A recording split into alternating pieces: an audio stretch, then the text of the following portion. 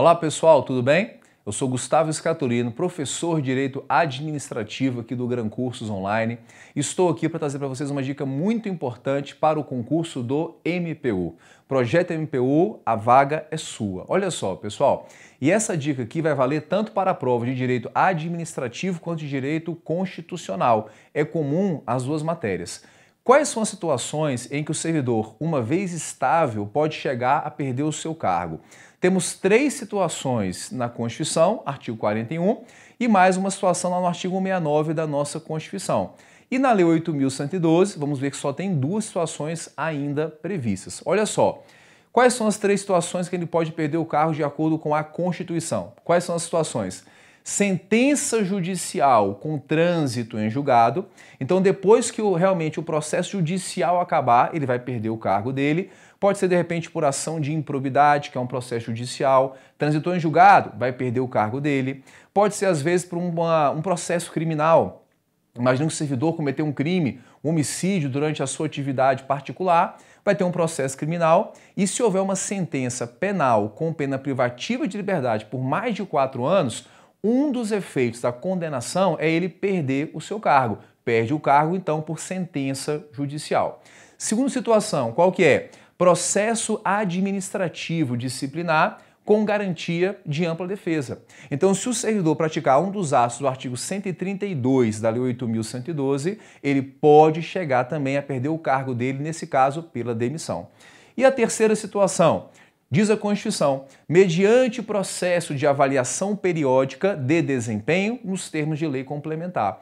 Esse terceiro caso aqui tem que haver o quê? Uma lei complementar que regulamente esse artigo da Constituição.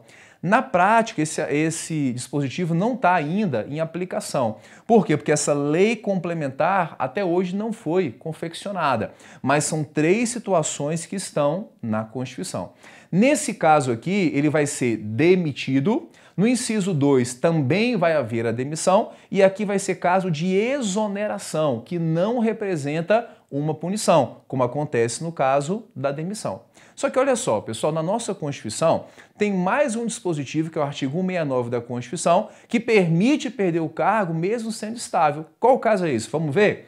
Olha só, o artigo prevê o seguinte, que se o Estado gastar mais do que ele pode da sua receita corrente líquida com o pessoal ativo e inativo, pode chegar que o estável venha perder o seu cargo.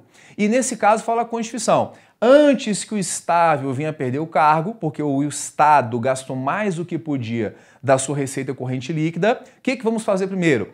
Primeiro, exonerar no mínimo 20% dos cargos em comissão e função de confiança. Se fizer essa exoneração, ficou no limite da lei de responsabilidade fiscal, ninguém mais perde o cargo. Ótimo. Se não for suficiente, o que faz depois? Exoneração dos não estáveis. O não estável é o segundo a perder o cargo entre os servidores. Se não for suficiente, aí sim, o estável poderá perder o seu cargo, porque o Estado gastou mais do que podia da sua receita corrente líquida e não conseguiu ficar dentro fixado na lei de responsabilidade fiscal. E diz a Constituição, servidor, se você perdeu o cargo por conta disso, não se preocupe, por quê? Você vai ter uma indenização de 1 mês de remuneração por ano de serviço, que na verdade não é grande coisa, e você vai ter ainda a segurança de que fica vedada a criação de cargo, emprego ou função para atividade semelhante a essa que você teve que sair por um período de 4 anos. Então é uma outra situação que a gente tem na Constituição, só que está lá no final da Constituição.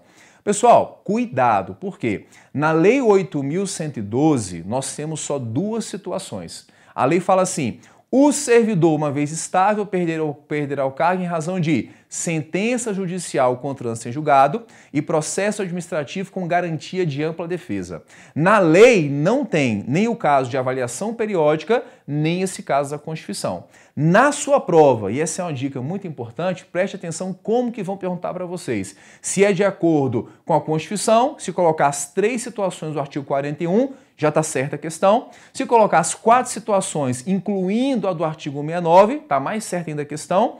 Mas se colocar nos termos da Lei 8.112 e colocar só as 2 primeiras situações, está correta a questão. Por quê? Nos termos da literalidade da Lei 8.112, que não está de acordo ainda com a Constituição, ele só perde o cargo por 2 situações.